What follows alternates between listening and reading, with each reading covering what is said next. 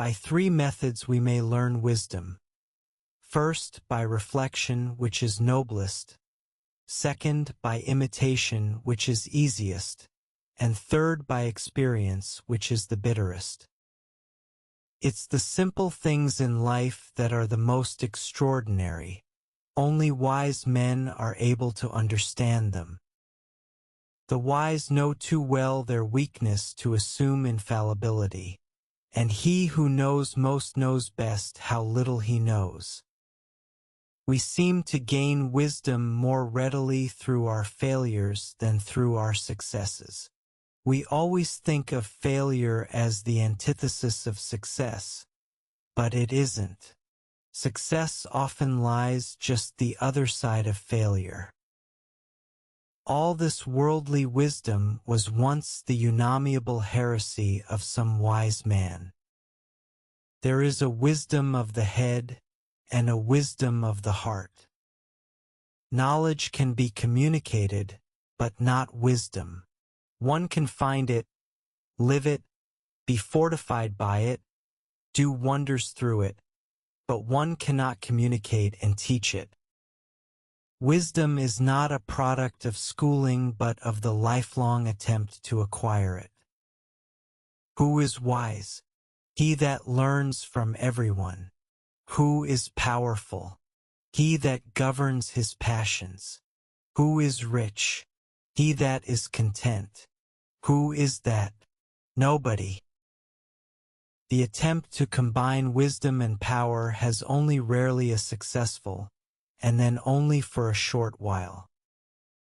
History teaches us that men and nations behave wisely once they have exhausted all other alternatives. Just as treasures are uncovered from the earth, so virtue appears from good deeds, and wisdom appears from a pure and peaceful mind. To walk safely through the maze of human life, one needs the light of wisdom and the guidance of virtue. It requires wisdom to understand wisdom. The music is nothing if the audience is deaf. Every man is a damn fool for at least 5 minutes every day. Wisdom consists in not exceeding the limit. Knowledge comes, but wisdom lingers.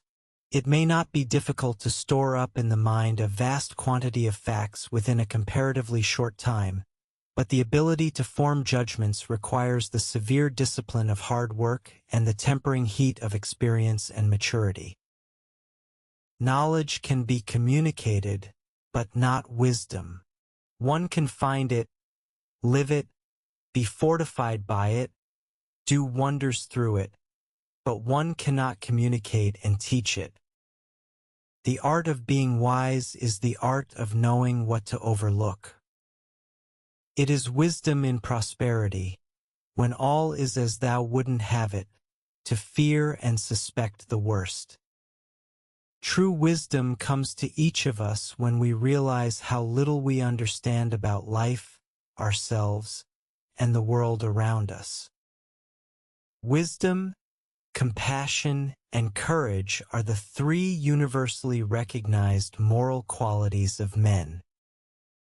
Wisdom is not wisdom when it is derived from books alone.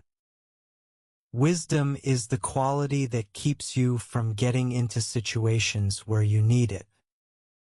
Wisdom, we know, is the knowledge of good and evil, not the strength to choose between the two. Wisdom stands at the turn in the road and calls upon us publicly, but we consider it false and despise its adherents. Wisdom is the right use of knowledge. To know is not to be wise.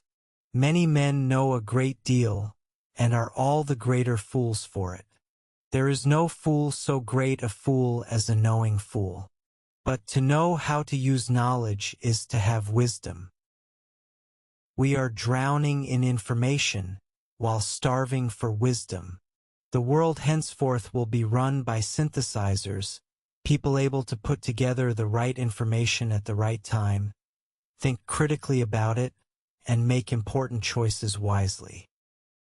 To make no mistakes is not in the power of man. but from their errors and mistakes the wise and good learn wisdom for the future. To enjoy good health, to bring true happiness to one's family, to bring peace to all, one must first discipline and control one's own mind. If a man can control his mind, he can find the way to enlightenment, and all wisdom and virtue will naturally come to him. Pain makes man think. Thought makes man wise. Wisdom makes life endurable.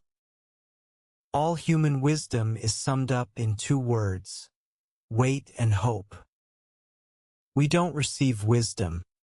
We must discover it for ourselves after a journey that no one can take for us or spare us. Even when you have doubts, take that step. Take chances. Mistakes are never a failure. They can be turned into wisdom. Always keep your mind as bright and clear as the vast sky, the great ocean, and the highest peak, empty of all thoughts. Always keep your body filled with light and heat. Fill yourself with the power of wisdom and enlightenment. We learn wisdom from failure much more than from success.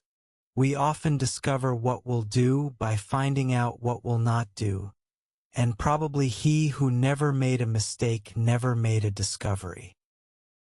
Know what's important and what isn't. Have the wisdom to know the right thing to do, the integrity to do it, the character to stand up to those who don't, and the courage to stop those who won't. Experiences are savings which a miser puts aside. Wisdom is an inheritance which a wastrel cannot exhaust. The wisdom of man never yet contrived a system of taxation that would operate with perfect equality. Wisdom lies neither in fixity nor in change, but in the dialectic between the two. A constant coming and going, wisdom lies in the momentary. True wisdom listens more, talks less, and can get along with all types of people. Of all the things which wisdom provides to make us entirely happy, much the greatest is the possession of friendship. Follow your instincts. That's where true wisdom manifests itself. Wisdom is nothing but a preparation of the soul, a capacity, a secret art of thinking, feeling, and breathing thoughts of unity at every moment of life.